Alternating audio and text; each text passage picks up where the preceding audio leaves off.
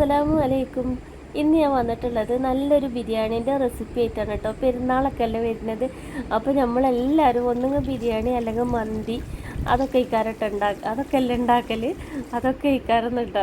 അതൊക്കെ അല്ലേ നമ്മൾ ഉണ്ടാക്കൽ. അധികം ഉണ്ടാക്കൽ അതൊക്കെ തന്നെ ഇക്കാരട്ടാ. പിന്നെ ചിലവർ നെയ്ച്ചോറും ചിക്കൻ കറി അങ്ങനെ ഉണ്ടാക്കാറുണ്ട്. അപ്പോൾ നല്ലൊരു മസാല ഒക്കെ ഉള്ള നല്ലൊരു ബിരിയാണീൻ്റെ റെസിപ്പി കേട്ടോ. ഇതേപോലെ ബിരിയാണി വെച്ചിട്ടുണ്ടെന്നുണ്ടെങ്കിൽ ഒരു കുറ്റം ആർക്കും പറയാനുണ്ടാവില്ല കേട്ടോ. നല്ല മസാലയിൽ ചിക്കനൊക്കെ നല്ലോണം കിടന്നിട്ട് മസാലയൊക്കെ നല്ല പിടിച്ചിട്ടുള്ള നല്ലൊരു ഈസി ബിരിയാണീൻ്റെ റെസിപ്പിയാണ് കേട്ടോ ഞാൻ കാണിക്കുന്നത്. അപ്പോൾ ഞാനിതാ അവിടെ 2 തരത്തിൽ ചിക്കനും മസാല തേച്ച് വെച്ചിട്ടുണ്ട് കേട്ടോ. ഒന്ന് നമുക്ക് സാധാ പൊരിക്കണമാതിരി പൊരിച്ചെടുക്കാനും ഒന്ന് ബിരിയാണിക്ക് വേണ്ടിയിട്ടാണ്. ഇന്ന് ഞാൻ ബിരിയാണി വെക്കുന്നത് ചിക്കൻ പൊരിച്ചിട്ടാണ് കേട്ടോ ബിരിയാണി വെക്കുന്നത്. വളരെ ഈസി റെസിപ്പിയാണ് കാണിക്കുന്നത്. അപ്പോൾ ഇതാ ഞാൻ ഒരു ചീനച്ചട്ടിക്ക് ഓയിൽ ഒഴിച്ച് കൊടുക്കുക. ഒരുപാട് ഓയിൽ നമ്മൾ ഒഴിച്ചിട്ട് വേസ്റ്റ് ആക്കേണ്ട ആവശ്യമൊന്നുമില്ല. നമ്മൾ ഈ ഓയിലിൽ തന്നെയാണ് ബിരിയാണി ഉണ്ടാക്കാനുള്ള ബിരിയാണിക്കുള്ള മസാല തയ്യാറാക്കാൻ ഓയിൽ എടുക്കുന്നത് കേട്ടോ. അപ്പോൾ അതിന് കണക്കാക്കിയിട്ട് ഒഴിച്ചെടുത്താൽ മതി. ഇത് ഓവറായിട്ട് ഇങ്ങോട്ട് ഡ്രൈ ആക്കിയിട്ട് എടുക്കരുത് കേട്ടോ. നമ്മൾ സാധാ ചിക്കൻ പൊരിക്കണം അത്ര ഇങ്ങോട്ട് ഡ്രൈ ആക്കി എടുക്കേണ്ട ആവശ്യമില്ല. കുറച്ചൊന്ന് സോഫ്റ്റ് ആയിട്ടിരിക്കണം. എന്താണെന്ന് വെച്ചാൽ നമ്മളെ മസാല ഈ ചിക്കൻ്റെ ഉള്ളിലേക്ക് ഇറങ്ങി കിട്ടണം. ആ ഒരു പാകത്തിന് വേണം നമ്മൾ ഇത് പൊരിച്ചെടുക്കാൻ വേണ്ടിയിട്ടാണ്. എന്നാലിട്ട് പറ്റതാവൂല. ഇങ്ങനെ ഉണ്ടാക്കിയിട്ടുണ്ടെന്നുണ്ടെങ്കിൽ എന്താണെന്ന് വെച്ചാൽ ചിക്കനൊന്നും ഉടഞ്ഞു പോവില്ല. നല്ല പാകത്തിന് തന്നെ നമുക്ക് കിട്ടും. ഉടഞ്ഞു പോകത്തേ ഇല്ല കേട്ടോ. അപ്പോൾ എല്ലാവരും ഇതേപോലെ ഒന്ന് ബിരിയാണി വെക്കാത്തവരൊക്കെ ബിരിയാണി വെച്ച് നോക്കുന്നുണ്ട്. അപ്പോൾ ആദ്യം തന്നെ ഈ ചാനൽ ആദ്യമായിട്ടാണ് നിങ്ങൾ കാണണമെന്നുണ്ടെങ്കിൽ എല്ലാ കൂട്ടുകാരും ഒന്ന് ഒരു ലൈക്ക് തന്നിട്ട് സപ്പോർട്ട് ചെയ്യണം കേട്ടോ. സബ്സ്ക്രൈബ് ചെയ്യാതെ കാണുന്ന കൂട്ടുകാരൊക്കെ ആണെന്നുണ്ടെങ്കിൽ ഒന്ന് സബ്സ്ക്രൈബ് ചെയ്തിട്ട് ആ ബെൽ ബട്ടനും കൂടി ഓളൊന്ന് പ്രസ് ചെയ്ത് വെക്കണം കേട്ടോ. എന്നാലും നമ്മളിടുന്ന വീഡിയോ എല്ലാം നിങ്ങൾക്ക് പെട്ടെന്ന് തന്നെ അതിൻ്റെ നോട്ടിഫിക്കേഷന് കിട്ടുള്ളൂ കേട്ടോ. പിന്നെ അതാ ഞാനൊരു പാത്രം അടുപ്പത്ത് വെച്ചിട്ട് ഇതിൽ നിന്ന് നമ്മൾ ആ പൊരിച്ച ചിക്കൻ്റെ എണ്ണ ഇല്ലേ അതിന് 2 തവി എണ്ണ എടുത്തിട്ട് ഇതിലേക്ക് ഒഴിച്ച് കൊടുക്കുന്നുണ്ട് കേട്ടോ. പിന്നെ കുറച്ച് ഡാൽഡയും കൂടി ഇട്ട് കൊടുക്കുന്നുണ്ട്. ഡാൽഡയോ നെയ്യോ എന്താ വെച്ചാൽ നമുക്ക് ഇട്ട് കൊടുക്കട്ടോ. അപ്പോൾ ഞാനിപ്പോൾ ഡാൽഡയാണ് ഇട്ട് കൊടുത്തിട്ടുള്ളത്. പിന്നെ അതാ ഞാൻ കുക്കറിലാണ് ഉള്ളിയും തക്കാളിയും പച്ചമുളകും കൂടി വേവിച്ച് വെച്ചിട്ടുള്ളത് കേട്ടോ. ഇതൊരു 4 ഉള്ളിയുണ്ട്. മസാല കുറച്ച് മതി എന്നുള്ളവർക്ക് 3 ഉള്ളി എടുത്താൽ മതി കേട്ടോ. അപ്പോൾ ഞാൻ 3/4 കിലോന് 750 ഗ്രാം അരിൻ്റെ കണക്കാണ് കേട്ടോ ഞാനിവിടെ പറയുന്നത്. അപ്പോൾ നമ്മളിത് ഒഴിച്ച് കൊടുക്കുമ്പോൾ ഓയിൽ കൂടുതലാണെന്ന് നിങ്ങൾക്ക് തോന്നിയില്ലേ? പക്ഷെ അത് ഓയിലല്ല കേട്ടോ. നമ്മൾ ഈ ഉള്ളി വേവിച്ചതിൽ വെള്ളം ഊറി വരും. ആ വെള്ളത്തോട് കൂടിയിട്ട് തന്നെയാണ് നമ്മളിതിലേക്ക് ഒഴിച്ചെടുത്തിട്ടുള്ളത് മസാലയൊക്കെ. അതുകൊണ്ടാണ് അങ്ങനെ തോന്നിയത് കേട്ടോ. ഇത് കുറച്ച് ഓയിലേ ഉള്ളൂ, ഒരുപാട് ഓയിലൊന്നുമില്ല കേട്ടോ. പിന്നെ അതാ വലിയൊരു കുടം വെളുത്തുള്ളിയും 1 ഇഞ്ച് കഷ്ണത്തോളം ഇഞ്ചിയാണ് എടുത്തിട്ടുള്ളത്. ബിരിയാണി വെക്കുമ്പോൾ നമുക്ക് നല്ല ടേസ്റ്റ് കിട്ടണമെന്നുണ്ടെങ്കിൽ വെളുത്തുള്ളി കൂടുതലും ഇഞ്ചി കുറവാണ് കേട്ടോ ഇടേണ്ടത്. ഇതൊക്കെ ഓരോ ടിപ്പാണ് കേട്ടോ. നമ്മൾ ഒരുപാട് പ്രാവശ്യം ഇങ്ങനെ ബിരിയാണി ഉണ്ടാക്കി എക്സ്പീരിയൻസ് ആകുമ്പോൾ ഓരോ സാധനങ്ങൾ നമുക്ക് ചേർക്കുമ്പോൾ മനസ്സിലാവും കേട്ടോ ഇത് ഏതൊക്കെ സാധനം കൂട്ടിയാലാണ് കുറച്ചാലാണ് ടേസ്റ്റ് വരില്ല എന്നുള്ളത്. ഇപ്പോൾ ഞാനൊരു പിടിയോളം മല്ലിൻ്റെ ഇലയും അതിൻ്റെ പകുതി പുതിനേൻ്റെ ഇലയും കൂടി ഇട്ട് കൊടുത്തിട്ടുണ്ട്. എന്നിട്ട് നല്ലോണം ഒന്ന് വഴറ്റി കൊടുത്ത് പിന്നെ അതാ ഒരു 1/2 ടീസ്പൂണോളം മഞ്ഞൾപ്പൊടിയും 2 ടേബിൾ സ്പൂണോളം ബിരിയാണി മസാലയും കൂടി ഇട്ട് കൊടുത്തിട്ടുണ്ട്. ബിരിയാണി മസാല ഇട്ടിട്ട് നല്ലോണം വഴറ്റി കൊടുക്കണം.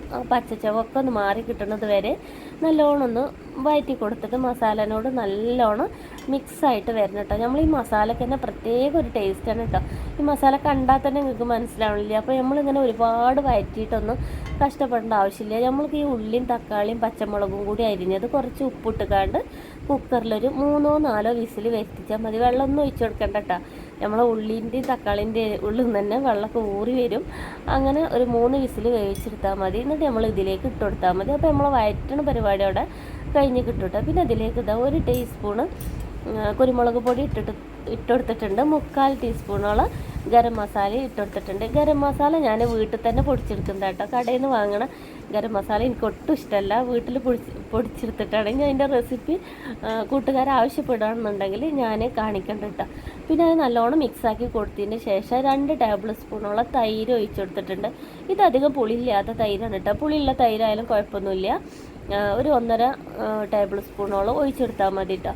എന്നിട്ട് നല്ലോണം മിക്സാക്കിയതിന് ശേഷം നമ്മൾ പൊരിച്ചെടുത്തിട്ടുള്ള ചിക്കന് ഇട്ട് കൊടുക്കട്ടോ. ഇതിൻ്റെ ചിക്കൻ എന്താ വെച്ചാൽ ചെറിയ പീസായിട്ടാണ് ചിക്കൻ കിട്ടിയിട്ടുള്ളത്. അപ്പോൾ ഞാൻ ചിക്കൻ കടയ്ക്ക് വിളിച്ച് പറഞ്ഞപ്പോൾ ചിക്കൻ 1 കിലോ എന്ന് മാത്രമേ ഞാൻ പറഞ്ഞിട്ടുള്ളൂ. ബിരിയാണിക്കുള്ള ചിക്കനാണെന്ന് ഞാൻ പറയാൻ മറന്നു കേട്ടോ. അപ്പോൾ അവർ കറിക്ക് വേണ്ടിയിട്ടാണ് ചെറിയ പീസാക്കിയിട്ട് വെട്ടി കൊടുത്തയച്ചിരിക്കുന്നത്. അപ്പോൾ എല്ലാവരും ബിരിയാണിക്കുള്ളത് കുറച്ച് വലിയ കഷ്ണമായിട്ട് തന്നെ വെട്ടിയെടുക്കാൻ ശ്രദ്ധിക്കട്ടോ. അപ്പോഴാണ് കാണാനൊരു ഭംഗി, അല്ലാതെ കഴിക്കുന്ന ടേസ്റ്റിലൊന്നും വ്യത്യാസം വരില്ല. നമ്മൾ വിളമ്പുമ്പോഴും കാണാനും കൂടി ഒരു ഇത് വേണ്ട. അപ്പോൾ കുറച്ച് വലിയ പീസാക്കിയിട്ട് എടുക്കട്ടെ. എന്നിട്ട് ഇതാ ഒരു 15 മിനിറ്റ് ലോ ഫ്ലെയിമിൽ അവിടെ വെച്ച് കൊടുത്തു. അപ്പോൾ ഇതാ നല്ല മണം വരുന്നുണ്ട് കേട്ടോ. അപ്പോൾ ഈ മസാലയും ചിക്കനും ഒക്കെ കൂടി നല്ല സെറ്റായി വന്നിട്ടുണ്ട്. ഇത് കാണുമ്പോൾ തന്നെ നിങ്ങൾക്ക് മനസ്സിലാവണില്ല എന്തുമാത്രം ടേസ്റ്റ് ഉണ്ടാവും ഈ മസാലക്ക് എന്നുള്ളത്. അത്രക്കും നല്ല ഗ്രേവിയോട് കൂടിയിട്ട് നല്ല പെർഫെക്റ്റ് ആയിട്ട് തന്നെ കിട്ടിയിട്ടുണ്ട് കേട്ടോ. നല്ല വായിന്നൊക്കെ വെള്ളം ഊർന്ന സൈസ് മസാല. ഈ മസാല ഇങ്ങനെ എടുത്തിട്ട് നമുക്ക് പൊറാട്ടയ്ക്കൊക്കെ കഴിച്ചിട്ടുണ്ടെന്നുണ്ടെങ്കിൽ നല്ല സൂപ്പർ ടേസ്റ്റാണ് കേട്ടോ. ഇതേമാതിരി എടുത്തിട്ട് കണ്ട് ചപ്പാത്തിക്കും പൊറാട്ടയ്ക്കും അപ്പത്തേക്കൊക്കെ നല്ല അടിപൊളി കോമ്പിനേഷനായിട്ട് കഴിക്കുക. ഞാൻ ചിലപ്പോൾ ഉണ്ടാക്കാറുണ്ട് കേട്ടോ. ഇങ്ങനെ നമ്മൾ ബിരിയാണീൻ്റെ മസാല മാത്രം ഉണ്ടാക്കിയിട്ട് എടുക്കുക. എന്നിട്ട് ഇതാ നമ്മൾ അരി വേവിക്കുന്നൊന്നും ആർക്കും പറഞ്ഞു തരേണ്ട ആവശ്യമില്ലല്ലോ. ഞാൻ അരി എടുത്തിട്ട് ഞാൻ ആദ്യം തന്നെ അരി കുതിർക്കാനൊന്നും ഇടലില്ല കേട്ടോ. ഞാൻ എപ്പോഴാണോ നമ്മൾ ചോറ് വെക്കുന്നത് അപ്പോൾ തന്നെയാണ് അരി എടുക്കൽ. ഞാൻ ജോക്കർ അരിയാണ് അധികം ഞാൻ ബിരിയാണിക്ക് വേണ്ടിയിട്ട് എടുക്കൽ. ഇത് ജോക്കർ അരിയല്ല കേട്ടോ. നമ്മൾ അയൽവാസിയിൽ നിന്ന് നമുക്കൊരു കിറ്റ് കിട്ടിയെന്ന് അതിലുള്ള അരിയാണ് ഞാൻ എടുത്തിട്ടുള്ളത്. ഒരു കുഴപ്പമില്ല കേട്ടോ, നല്ല സൂപ്പർ അരിയാണ്. ഇത് ഏത് അരിയാണെന്നുള്ളത് എനിക്കറിയില്ല. അപ്പോൾ ഇത് അരിയൊക്കെ നല്ലോണം വേവിച്ചെടുത്തിട്ടുണ്ട്. ചിലർ നെയ്ച്ചോറാക്കിയിട്ട് വെക്കലുണ്ട് കേട്ടോ. എനിക്ക് നെയ്ച്ചോറാക്കി വെക്കണക്കാട്ട് ഇഷ്ടം ഇങ്ങനെ വേവിച്ച് ഊറ്റിയെടുത്തിട്ട് ബിരിയാണിക്ക് ഇട്ട് കൊടുക്കുന്നതാണ്. അപ്പോൾ ഞാൻ ചോറ് വേവിക്കുമ്പോൾ ഒരു ചെറുനാരങ്ങ നീരും കൂടി പിഴിഞ്ഞെടുത്തിന്ന് ഒട്ടിപ്പിടിക്കാതിരിക്കാൻ വേണ്ടിയിട്ട്. പിന്നെ അതിൻ്റെ മേലെ കുറച്ച് മല്ലിൻ്റെ ഇല ഇട്ട് കൊടുത്തിട്ട് കുറച്ച് നല്ല പശു നെയ്യില്ലേ അതും കൂടി ഒഴിച്ച് കൊടുത്തിട്ടുണ്ട് കേട്ടോ. ഞാൻ പിന്നെ ഉള്ളി പൊരിച്ചിട്ട് ഒന്നും ഇടണില്ല, അതിൻ്റെ ഒന്നും ഒരു ആവശ്യമില്ല. നമുക്ക് ഈ ബിരിയാണി ഇതേപോലെ തിന്നാൻ തന്നെ സൂപ്പർ ടേസ്റ്റാണ് കേട്ടോ. അപ്പോൾ എല്ലാവരും ഒരു പ്രാവശ്യമെങ്കിലും ഇതുപോലെ ഉണ്ടാക്കി നോക്കിയിട്ട് ഫീഡ്ബാക്കൊക്കെ അറിയിക്കുക.